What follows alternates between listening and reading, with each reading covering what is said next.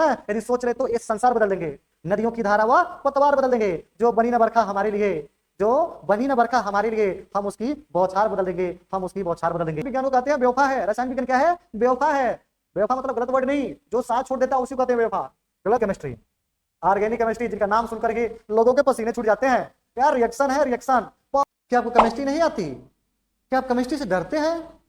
यदि आप class 12th है, सीयूईटी या नीट की तैयारी करते हैं तो अगला 10 मिनट आपके पूरे साल की दिशा बदल सकती है। आज मैं बताने वाला हूं केमिस्ट्री की तैयारी कैसे की जाती है, ऑर्गेनिक फिजिकल इनऑर्गेनिक की जो बेसिक तैयारी करते हैं आखिर में कैसे करते हैं कि यार 90% से एबो नंबर आता है, 100 नंबर 99 नंबर आता है, कैसे कैसे प्लानिंग होती है, पूरा रोड मैप मैं आज आप लोगों को बताने जा रहा हूं। तो चलिए स्टार्ट करते हैं। पहला है कोहरा की एनसीईआरटी की सफलता की कुंजी। एनसीईआरटी बनेगी आपकी सफलता की कुंजी। यदि एनसीईआरटी पढ़ लिए तो सारे क्वेश्चन आप नीट या सीयूटी या क्लास 12 के सारे क्वेश्चन कर लेंगे। तो देखो कैसे कैसे हम लोग पढ़ेंगे एनसीईआरटी ताकि आपको समझ में आ जाए। तो देखो जी, एनसीईआरटी की हर लाइन को क्या करना है, ध्यान से पढ़ना है। एनसीईआरटी की पूरी लाइन को ध्यान, एक एक लाइन आराम से पढ़ना है और उसके एग्जाम्पल, उसके इंटेक्स्ट जो होते हैं, उस क्वेश्चन को खुद हल करना है। और इंटेक्स्ट समझ में नहीं आ रही क्या होता है? एक्सटेंट मतलब ये होता है कि जो यह बीच बीच के बुक के क्वेश्चन होते हैं, बीच बीच का उसके क्वेश्चन क्या करना है, खुद हल करना है। और बोर्ड और सीयूटी के लिए यह सबसे महत्वपूर्ण पुस्तक है। कौन? एनसीईआरटी की पुस्तक। तो देखो अब कैसे तैयारी करते हैं सब्जेक्ट वाइज, हम लोग देखेंगे टॉपिक वाइज। देखो जी, केमिस्ट्री के 3 स्तंभ की सही रणनीति कौन कौन है? एक होता है फिजिकल, ऑर्गेनिक और इनऑर्गेनिक है। अब देखो इसको आगे हम लोग टॉपिक वाइज बताएंगे भी। उसमें क्या करते हैं फिजिकल केमिस्ट्री में, और ऑर्गेनिक केमिस्ट्री में क्या करते हैं, और इनऑर्गेनिक केमिस्ट्री में क्या करते हैं। तो चलो एक एक करके बताते हैं। पहला टॉपिक हमारा है फिजिकल केमिस्ट्री। फिजिकल केमिस्ट्री पर कैसे फोकस करेंगे, पूरी की पूरी तैयारी हो जाए। देख मेरे भाई, फिजिकल केमिस्ट्री के 3 चैप्टर हैं, सॉल्यूशन, इलेक्ट्रोकेमिस्ट्री और केमिकल काइनेटिक्स। यही तो 3 चैप्टर हैं। देख भाई, जो सॉल्यूशन है और इलेक्ट्रोकेमिस्ट्री है और केमिकल काइनेटिक्स है। सॉल्यूशन मतलब विलयन, और इलेक्ट्रोकेमिस्ट्री मतलब होता है विद्युत रसायन, और केमिकल काइनेटिक्स मतलब होता है रासायनिक बलगतकी। सबसे बड़ी बात, इन तीनों चैप्टरों का क्या करनी है, न्यूमेरिकल। सबसे प्लस पॉइंट बेटा न्यूमेरिकल। और न्यूमेरिकल कब तैयार होता है, कब होगा तैयार न्यूमेरिकल? जब आपकी थ्योरी कंप्लीट होगी तभी तो न्यूमेरिकल हो पाएगी। तो सबसे बड़ी बात, सबसे पहले आप न्यूमेरिकल को फोकस तो करेंगे ही, साथ साथ सबसे पहले आप थ्योरी कंप्लीट करेंगे और उसके बाद न्यूमेरिकल को लगाएंगे। तो रोज न्यूमेरिकल की क्या करें, प्रैक्टिस करें। डेली आप न्यूमेरिकल का क्या करेंगे, प्रैक्टिस करेंगे, बार बार बार बार प्रैक्टिस करेंगे। और उसके जितने भी फार्मूले होते हैं अलग अलग मतलब कॉपी पर बनाएं। एक अलग कॉपी, हम नहीं, ये नहीं कहेंगे अलग कॉपी बनाओ। आप क्या करो कि जो वह बुक है, जो कॉपी है, कॉपी के पीछे या 2-3 पेज लेकर के पीछे से उस पर आप क्या कर दो, उसको फार्मूला लिख दो और अलग अलग रिवीजन करो। और थ्योरी, जो थ्योरी है उसको तैयारी करना। जितने न्यूमेरिकल बेटा ने, न्यूमेरिकल को डेली प्रैक्टिस करो यार, आपका फिजिकल केमिस्ट्री एकदम पूरा बढ़िया समझ में आ जाएगा, कुछ भी छूटेगा नहीं। और उसके फार्मूले को डेली रिवीजन करो। नेक्स्ट हम लोग देखेंगे ऑर्गेनिक केमिस्ट्री। ऑर्गेनिक केमिस्ट्री जिनका नाम सुनकर ही लोगों के पसीने छूट जाते हैं, यार रिएक्शन है रिएक्शन, बहुत बेहतरीन बेहतरीन रिएक्शन है। तो देखो जी, डरना नहीं है, 4 ही तो चैप्टर है, 4 ही चैप्टर है, हाइलोकेन हाइलोएरिन, एल्कोहल फिनाइल ईथर और एल्डिहाइड कीटोन कार्बोक्सिलिकम, और लास्ट हो जाता है एमीन। तो देखो जी, ये पहला चैप्टर, ये दूसरा चैप्टर, और ये तीसरा, और हम लोग का चौथा चैप्टर हो जाता है। इसमें क्या करना है, सभी रिएक्शन को पहली बार तो बार बार रिवीजन करना, बार बार रिवाइव करना है। और रिवीजन कैसे करना है, कैसे पढ़ना है बेटा भाई? पहली बात, जितने रिएक्शन उसको याद कर करके उसके रिएक्शन को माइंड मैप बनाइए। माइंड मैप, माइंड मैप मतलब यह होता है, रिएक्शन को पढ़ लिया, चलो यह है फ्रैंक रायमंड टीमन अभिक्रिया है, किसके साथ अभिक्रिया होगा, इसके साथ अभिक्रिया होगा, कौन कौन, क्लोरोफार्म रहेगा, अरे ऐसे क्लोरोफार्म रहेगा कि सोडियम हाइड्रोक्साइड रहे, किसके साथ अभिक्रिया करेगी, क्या क्या बनेगा, यह माइंड मैप होता है। बार पढ़ लो, लिखने के बाद उसके बाद सोचो यार ऐसे ऐसे से होता है, उसको फिर से लिखिए। यानी कह रहा है कि माइंड मैप और चार्ट बनाइए। चार्ट किसकी बनानी है? जितने नामकरण अभिक्रियाएं हैं, जैसे फ्रैंकलिन अभिक्रिया, रायमंटिकर अभिक्रिया, वुड्स अभिक्रिया, वुड्स-पिटिंग अभिक्रिया, फ्रैंक या कैनिजारो अभिक्रिया, स्टीफन अभिक्रिया, इन जिस तरह से ऐसे जितने नामकरण अभिक्रिया हैं, गैब्रियल थायरामाइड अभिक्रिया या हाइड्रोजनिकल, सल्फोनिकल, नाइट्रिकल जितने हैं, यह जितने नामकरण अभिक्रियाएं एक कॉपी पर लिख लो, चार्ट बना लो और डेली डेली उनका प्रैक्टिस करो, डेली प्रैक्टिस करो, कहीं आएगा नहीं। उसके बाद क्या करो, रोज लिख लिख करके क्या करो, रिवीजन करो। रिवीजन देखो बेटा, रसायन विज्ञान जो ऑर्गेनिक केमिस्ट्री होती है ना, याद करोगे भूल जाएगा, इसलिए ना इसको बेवफा कहा गया है। रसायन विज्ञान को कहते हैं बेवफा है। रसायन विज्ञान क्या है? बेवफा है। बेवफा मतलब गलत वर्ड नहीं, जो साथ छोड़ देता है उसी को कहते हैं बेवफा, गलत वर्ड नहीं है। देखो काम क्या करना है, जितने नामकरण अभिक्रियाएं हैं, नामकरण जितने अभिक्रियाएं हैं जो बताए हैं अभी, एक कॉपी पर लिख लेना जितने भी नामकरण अभिक्रियाएं हैं। और जो उस तरह मोस्ट इंपॉर्टेंट जो अभिक्रियाएं हैं, मोस्ट इंपॉर्टेंट जो अभिक्रियाएं हैं, क्या करो उसको, इसको क्या करना, मोस्ट इंपॉर्टेंट अभिक्रिया को, इंपॉर्टेंट अभिक्रिया को क्या करो, अलग कॉपी बना लो। इंपॉर्टेंट को अलग, नामकरण को अलग पेज, ये अलग पेज, 2-3 पेज कर लो, 2-3 पेज भी कर लो। डेली प्रैक्टिस करो, डेली प्रैक्टिस करो, कहीं आएगा नहीं। इंपॉर्टेंट तैयार हो गया और नामकरण तैयार हो गया ना, उसके बाद हर 2 दिन 3 दिन के बाद छोटे छोटे रिएक्शन जो हम लोग के हैं उसको तैयार करो, आराम से तैयार हो जाएगा यार। 1 बार 2 बार 3 बार तैयार करते करते ना सब तैयार करा है, बस अपनी सोच को बदलना है।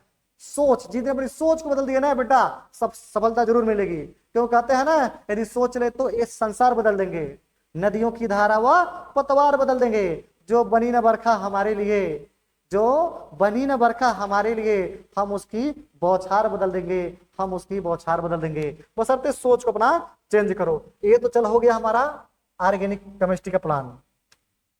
अब आते हैं इन ऑर्गेनिक केमिस्ट्री का स्ट्रेटजी, कैसी रणनीति बनाए कि यह तैयार हो जाए। कह रहा है एनसीईआरटी के सीधे लाइन को क्या करो, याद कर लो। जो एनसीईआरटी की जो लाइन है पहली बात याद कर लो, और डी ब्लॉक एलिमेंट्स को लर्न कर लो। जो डी ब्लॉक एलिमेंट्स हैं, सबसे नीचे जो बना है ना लेंथेनाइड और एक्टिनाइड श्रेणी, लेंथेनाइड और एक्टिनाइड श्रेणी जो बना है इसको तैयार कर लो, सॉरी यह ब्लॉक को तैयार कर लो। और जो डी ब्लॉक जो होता है आपका बीच का, यस और पी ब्लॉक के बीच का जो डी ब्लॉक होता है, 10 खड़े कॉलम होते हैं, उसको तैयार कर लो। और उसके बाद कोऑर्डिनेशन कंपाउंड तैयार कर लो। उसमें कोऑर्डिनेशन कंपाउंड समझते हो ना, कोऑर्डिनेशन कंपाउंड को तैयार कर लो। अब देखो यार, ये तैयार हो गया, याद कर लिए। अब देखो इसमें आ जाओ इंपॉर्टेंट जो फैक्ट्स हैं सब, जैसे इंपॉर्टेंट फैक्ट्स कौन कौन होते हैं सब, लेंथेनाइड संकुचन हो गया, इलेक्ट्रॉनिक विन्यास हो गया, या संक्रमण तत्व हो गया, ये सब इंपॉर्टेंट फैक्ट तो तैयार कर लो। और एक्सेप्शन जो अपवाद हैं, अपवाद उसको अलग से क्या करो, नोट कर लो। जैसे इलेक्ट्रॉनिक विन्यास तो सबका ठीक ठाक है, लेकिन तो क्रोमियम और कॉपर का इलेक्ट्रॉनिक विन्यास, भाई साहब क्रोमियम और कॉपर का इलेक्ट्रॉनिक विन्यास तो कुछ अलग ही चलता है। और बताओ, कहते हैं डी ब्लॉक को संक्रमण तत्व कहते हैं, जो क्या है, गलत है ना।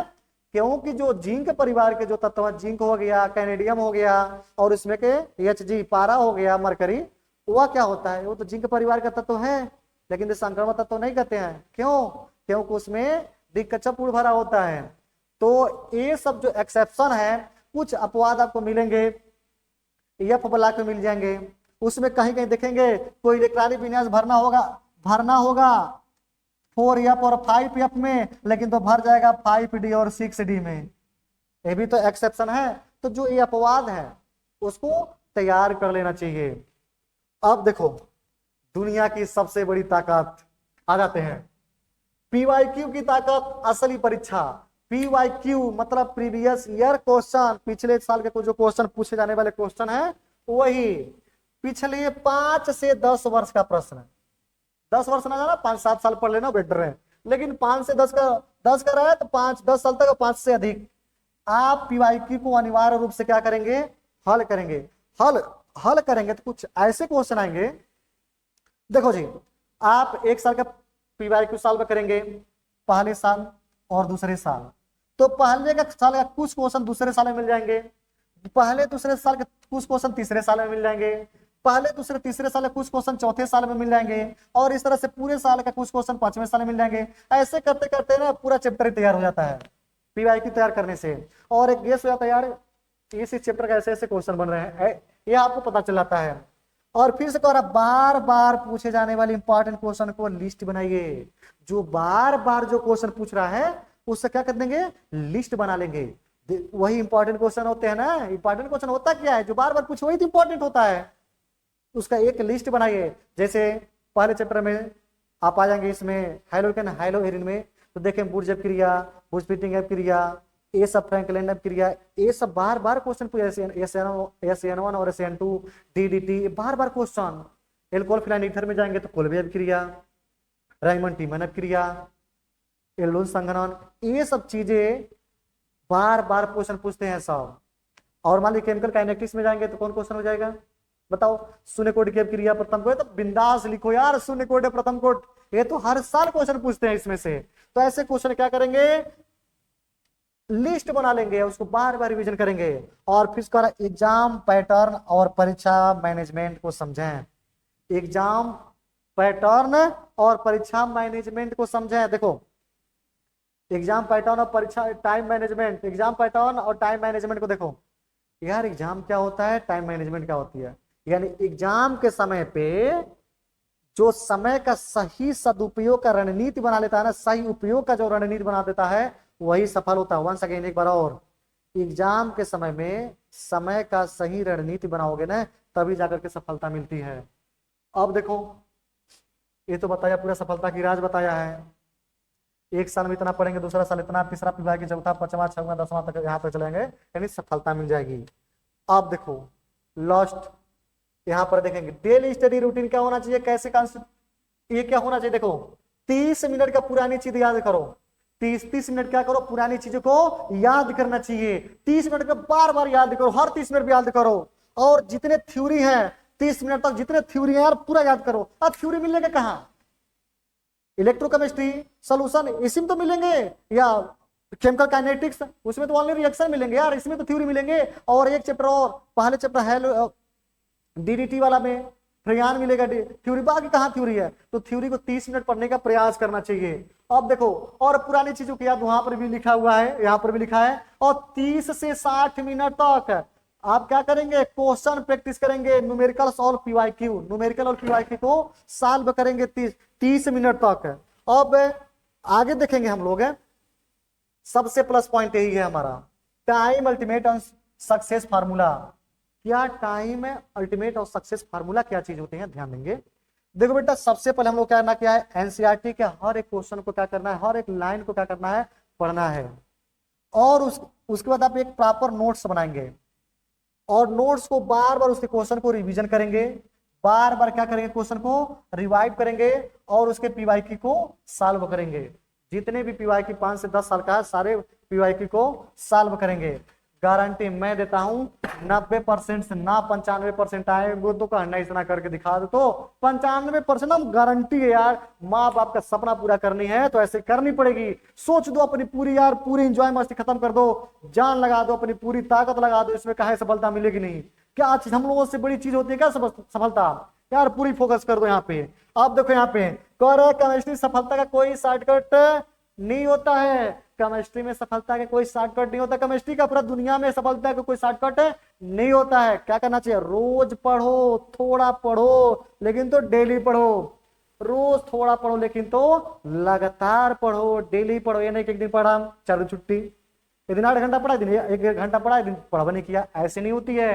डेली 2 घंटा पढ़ो, रेगुलर पढ़ाई करो। कहते हैं ना सफलता का कोई शॉर्ट ट्रिक है, शॉर्टकट नहीं होता है, लेकिन हाँ यदि आपका रोड मैप बना है तो मंजिल तक पहुंचने में आसानी जरूर होती है। आज के लिए बस इतना ही, मिलते हैं अगले क्लास में, धन्यवाद।